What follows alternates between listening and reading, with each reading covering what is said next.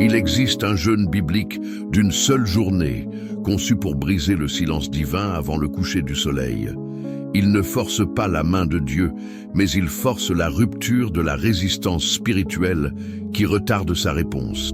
C'est la solution à cette angoisse qui vous dévore lorsque vous avez besoin d'une direction aujourd'hui et non demain.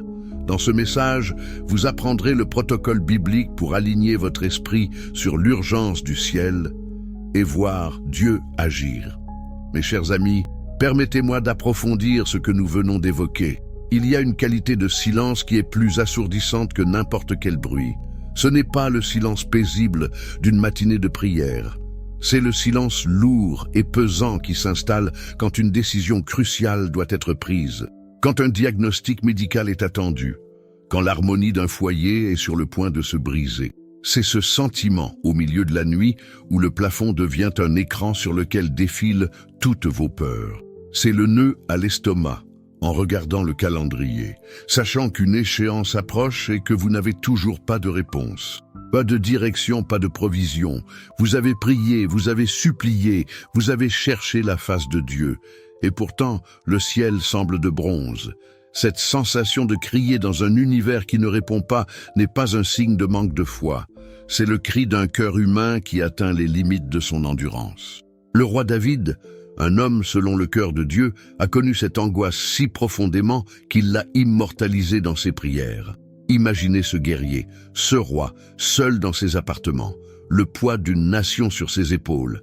Et il lève les yeux au ciel et crie avec une honnêteté brutale. « Jusqu'à quand, Éternel? M'oublieras-tu sans cesse? Jusqu'à quand me cacheras-tu ta face ?» Vous pouvez trouver ces mots dans le psaume 13, verset 1. Ce n'est pas une question, mes amis, c'est une blessure ouverte. Et c'est précisément dans cette blessure, dans cette urgence absolue, que la Bible révèle un principe que peu de croyants comprennent.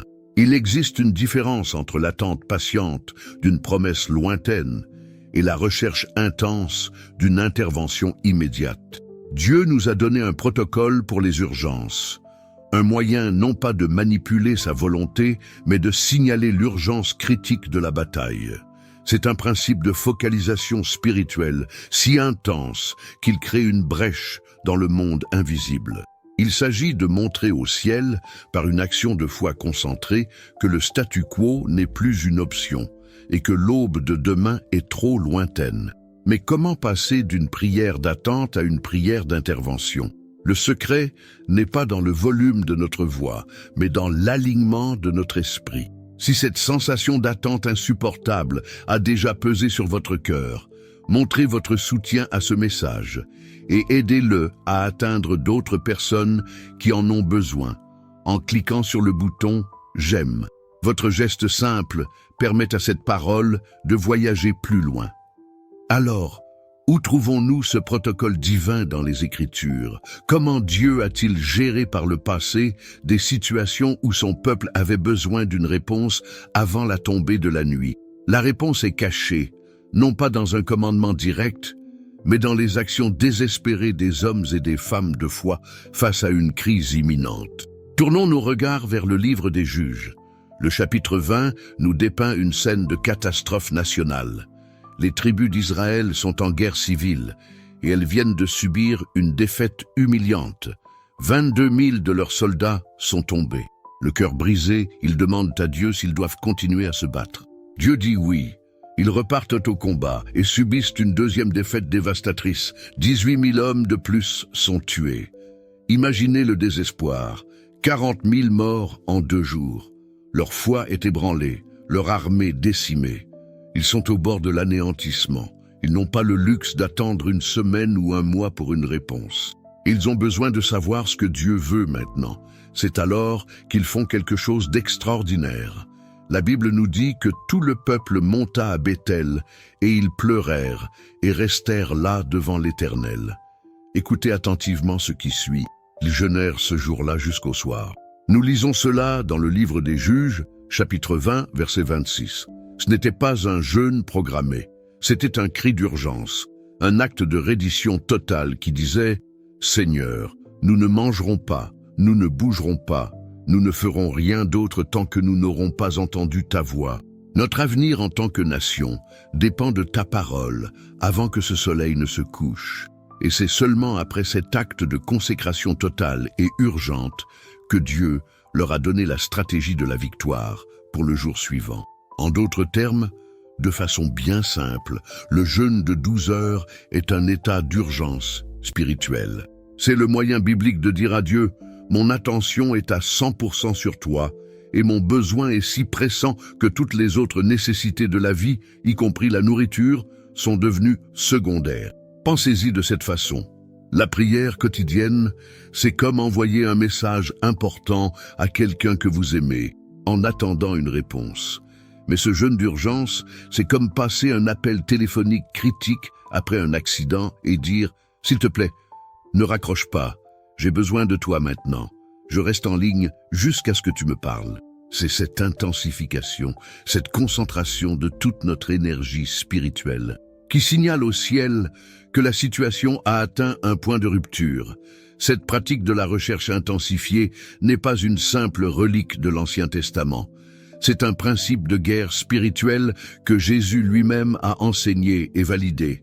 C'est ici, mes amis, que nous passons de l'observation à l'application.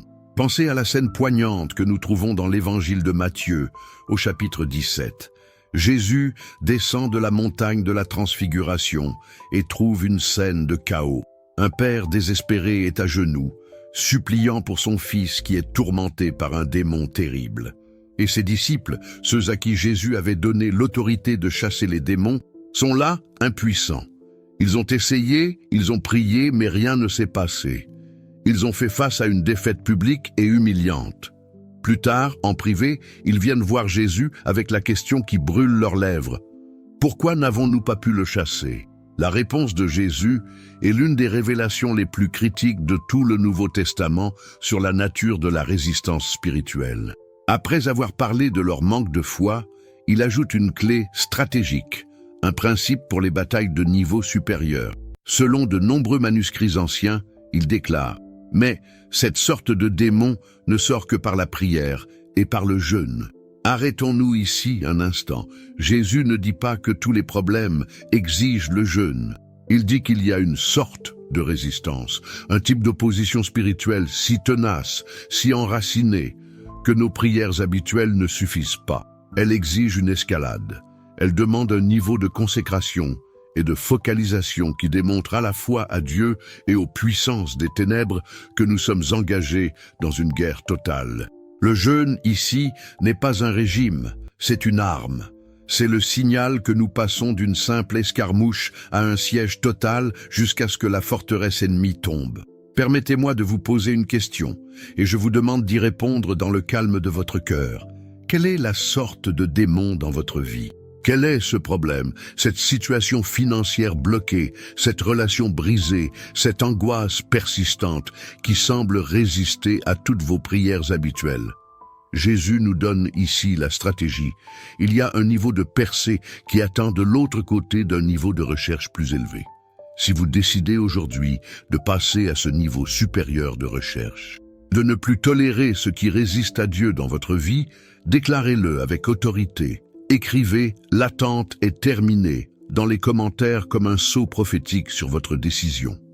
Nous avons donc vu dans les Écritures, de l'Ancien au Nouveau Testament, que face à une crise urgente et à une résistance spirituelle tenace, il existe un principe d'intensification. Un moyen de signaler au ciel que notre besoin est si grand qu'il exige toute notre attention. Et c'est ici, mes amis, que nous arrivons à la grande révélation, à l'épiphanie finale de ce message. Pendant tout ce temps, nous avons parlé du jeûne de 12 heures.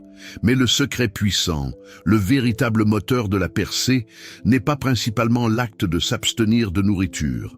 Le véritable jeûne biblique est le jeûne de la distraction.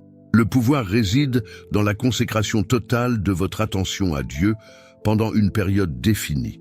L'abstinence de nourriture est simplement la méthode la plus puissante et la plus courante dans la Bible pour y parvenir, car elle transforme une nécessité physique de base en un rappel constant de notre dépendance spirituelle. Chaque crampe d'estomac devient une cloche qui nous appelle à la prière. Mais Dieu, dans sa sagesse infinie, n'est pas un légaliste.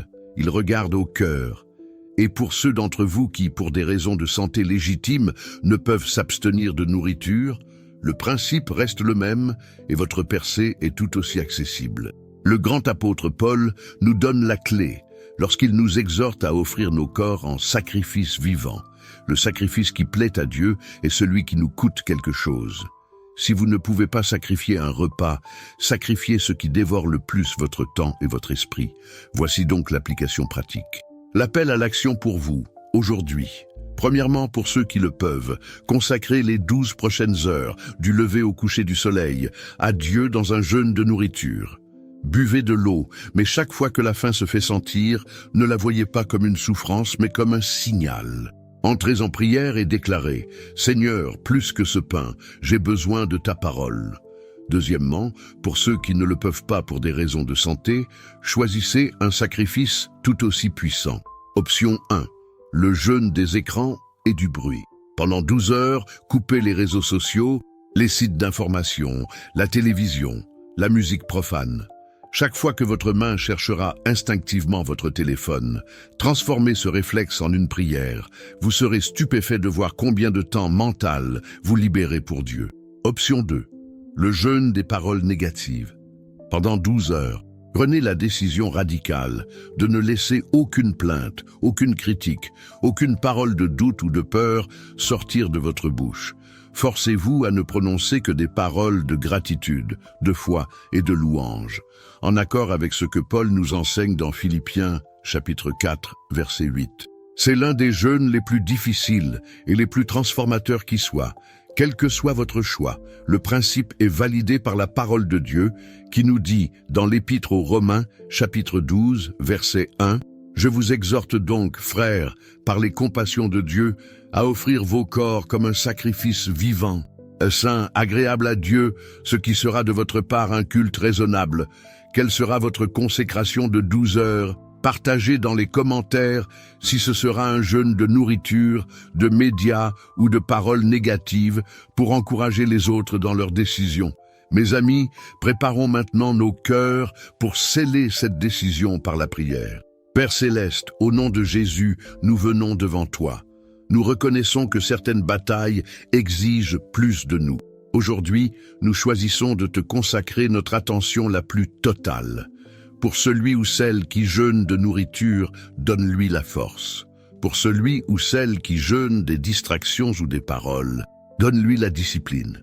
Seigneur, nous te demandons de voir notre sacrifice vivant, brise la résistance spirituelle qui a retardé ta réponse. Ouvre les cieux et parle à ton enfant. Nous te demandons une percée, une direction, une réponse avant que ce soleil ne se couche, au nom puissant de Jésus.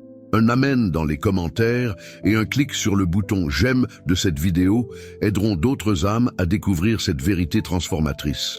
Merci beaucoup pour votre présence. Et après avoir remporté la bataille d'aujourd'hui, le pas suivant est de consacrer vos matins pour garantir les victoires de demain. La vidéo qui apparaît à l'écran vous révèle le rituel matinal qui peut transformer chacune de vos journées.